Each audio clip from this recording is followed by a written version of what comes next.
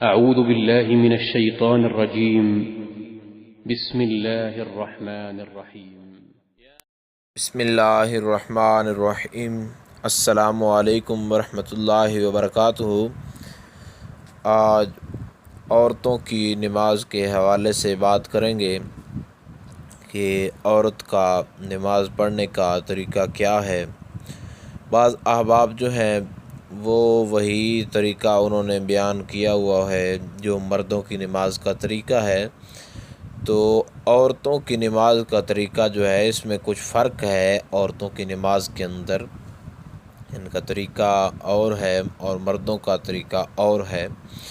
تو یاد رکھیں کہ عورت جب نماز کی ابتدا کرے تو بعض لوگ تو یہ کہتے ہیں تکبیر اتنی لمبی ہے، یہ ہے وہ ہے، تو ہاتھوں کو اٹھاتے وقت فقط اتنی نیت یہ کافی ہے کہ نماز جو ہے اس کو پڑھنے کی نیت ہے۔ اب میں اتنی نیت ہے کہ 4 فرض ہیں، 4 سنت ہیں یا نفل ہیں، تو یہ نیت جو ہے معتبر ہے۔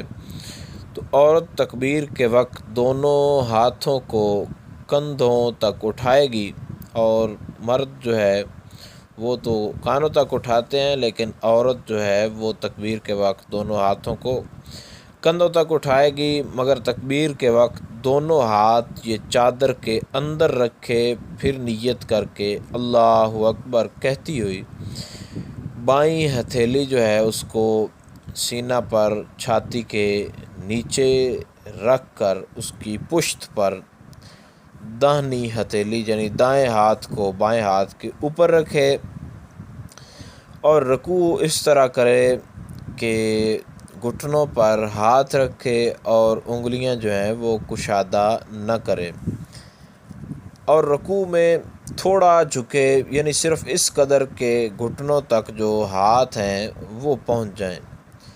پیٹھ سیدھی جو ہے وہ کرنے کی ضرورت نہیں ہے، پیٹھ سیدھی نہ کرے، اور گھٹنوں پر زور بھی جو ہے نہ دے، یعنی گھٹنوں کو مضبوطی سے پکڑنے کی ضرورت نہیں ہے اور نہ ہی زور دبانے کی ضرورت ہے۔ مرد تو جو ہے وہ گھٹنوں کو دبائے گا اور جو اپنی کمر ہے اس کو سیدھا کرے گا، تو عورت کے لیے یہ نہیں ہے۔ رکوع میں صرف تھوڑا سا جھکے، اتنی مقدار کے ہاتھ جو ہیں وہ صرف گھٹنوں تک پہنچ جائیں اور زور وغیرہ نہ دے، بلکہ محض ہاتھ رکھ دے گھٹنوں پر، تو یہ کافی ہے، اور اس کے لیے اس کی نماز کا طریقہ بھی یہی ہے۔ اس کے بعد ہاتھوں کی انگلیاں جو ہیں وہ ملی ہوئی رکھے اور پاؤں جو ہیں وہ جھکے ہوئے ہوں، اور اس کے علاوہ جو ہے سجدہ جو ہے وہ سمٹ کر جو ہے وہ کرے، اور اس طرح کہ بازو جو ہے وہ کروٹوں سے ملا دے، اور پیٹ جو ران سے اور ران کو پنڈلیوں سے اور پنڈلیاں زمین سے، اور دونوں پاؤں داہنی جانب جو ہے ان کو نکال دے۔ قاعدہ جو ہے اس کو اس طرح کرے کہ دونوں پاؤں داہنی جانب نکال کر اور پھر دائیں سرین جو ہے اس پر بیٹھ جائے۔